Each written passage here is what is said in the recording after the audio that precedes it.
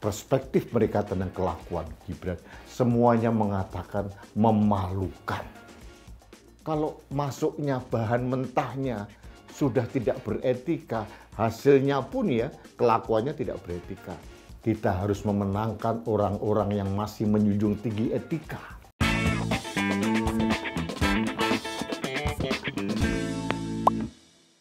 Halo sahabat Main TV, kita bertemu kembali dalam Rudy's Mind.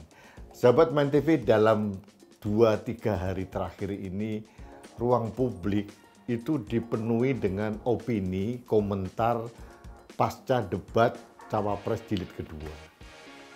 Tidak ada yang membahas tentang esensi debat, tentang pangan, tentang lingkungan hidup, tentang energi, tentang masyarakat adat atau yang lain yang terkait dengan tema.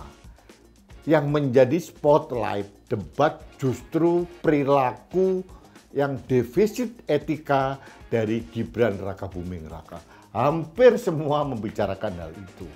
Dan kalau kita lihat hasilnya dari X atau Twitter, sentimen negatifnya terhadap Gibran memang luar biasa tinggi. Ini adalah buah dari apa yang dilakukan oleh Gibran sendiri. Tapi pertanyaannya, mengapa Gibran begitu? Mengapa Gibran setengil itu, setidak sopan itu? Kalau saya kok merasa nggak kaget. Nggak kaget. Kenapa saya tidak kaget? Produk yang dilahirkan dari kebijakan atau keputusan yang tidak beretika atau melanggar etika, melanggar norma, hasilnya ya seperti itu. Jadi kita nggak usah kaget.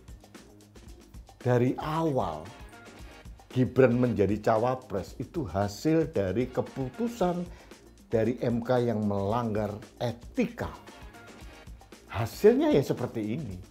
Ini adalah turunan daripada keputusan MK yang sangat gegabah yang merusak demokrasi kita. Apalagi menyangkut Gibran. Apa sih yang tidak boleh dilakukan oleh Gibran? Coba tunjukkan kepada saya. Semua boleh. Mau jadi tukang martabak, dinyebar kemana-mana seluruh Indonesia, mudah. Mau membuat startup, inkubator besar, tentang apapun yang hasilnya nggak ada apa-apa, pakai modal besar, pengusaha ngumpul uangnya segitu, sekian ratus miliar, lalu hilang begitu saja, bisa. Namanya juga Gibran. Mau jadi wali kota, tinggal jentikan tuts, bisa jadi wali kota. Anaknya presiden, apa yang tidak bisa? Nah, sekarang pada saat dia menjadi cawapres, pasti bisa juga dengan segala cara, dilanggar semua etika, dan hasilnya sekarang ya seperti kita lihat. Seorang Profesor Mahfud MD dilecehkan dengan gaya ketengilannya dia. Bagi saya sih nggak aneh. Inilah cermin. Seorang Muhaimin Iskandar diledek dengan, wah enak banget ya membaca contekan. Enak banget ya Gus ya, jawabnya sambil baca catatan tadi. Nggak aneh. Bahkan seorang Tom Lembong, seorang profesional, diledek di depan umum, di depan publik. Nggak aneh. Padahal Tom Lembong itu 7 tahun memberikan contekan kepada bapaknya Gibran. Tentunya selama 7 tahun saya membuat contekan dan menulis pidato dan berbicara bagi ayahnya, Pak Presiden. Akhirnya orang-orang pendukungnya Gibran marah.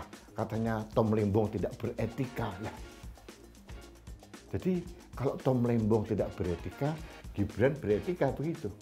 Jadi otaknya kebalik semua. Saya heran begitu. Heran dengan orang-orang yang masih membela Gibran. Tapi inilah produk dari orang-orang yang mendukung orang yang dikatakan anak haram konstitusi. Seperti ini. Pertanyaannya, apakah kita mau dipimpin oleh orang seperti ini? Saya generasi X. Saya kadang-kadang bingung. Mungkin hanya perspektif saya yang mengatakan Gibran tidak sopan.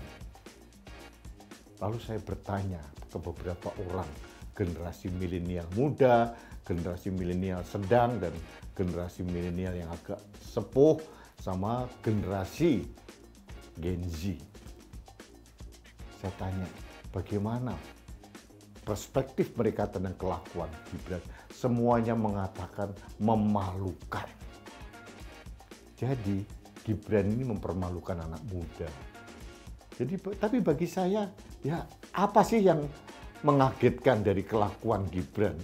Memang begitu adanya. Karena semua itu kan dari hulu sama hilir. Jangan harapkan kalau in-nya itu jelek, out-nya bagus, nggak mungkin terjadi. Come in, come out itu pasti sama. Kalau masuknya bahan mentahnya sudah tidak beretika, hasilnya pun ya kelakuannya tidak beretika. Bahkan nanti pun kalau mau jadi pemimpin ya semua etika itu dilanggar.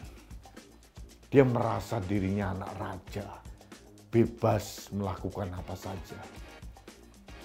Bebas melanggar semua aturan. Tidak ada yang berani menegur dia. Coba pertanyaan saya, apakah pelanggaran-pelanggaran yang dilakukan oleh Gibran, mulai dari debat yang pertama, kemudian debat yang kedua, terus kemudian pelanggaran kampanye Bawaslu, apa hasilnya?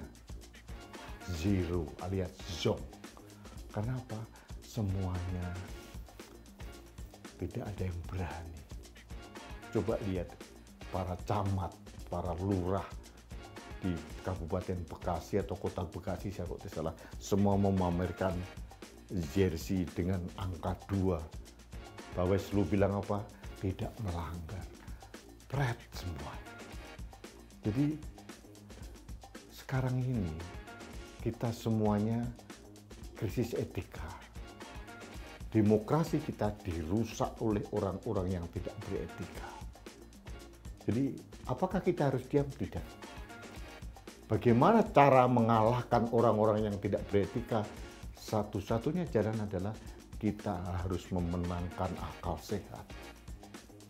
Kita harus memenangkan orang-orang yang masih menjunjung tinggi etika. Jangan sampai etika itu rusak. Dan itulah kebanggaan Indonesia. Bangsa yang beretika. Bangsa yang menjunjung tinggi norma-norma kesusilaan, sopan santun, budi pekerti. Bangsa yang menjunjung kejujuran. Dan itu tidak ada dalam diri seorang Gibran. Jadi mari kita kalahkan kelompok-kelompok atau orang-orang yang menjunjung tinggi orang-orang yang tidak beretika. Dengan cara apa? Dengan tetap menggunakan akal sehat kita. Mendukung orang yang beretika. Mendukung orang yang pantas untuk memimpin Indonesia. Dan Anda tahu siapa yang saya maksud. Terima kasih Anda telah mengikuti Rudis Main. Kita bertemu kembali dalam Rudis Main berikutnya. Salam demokrasi.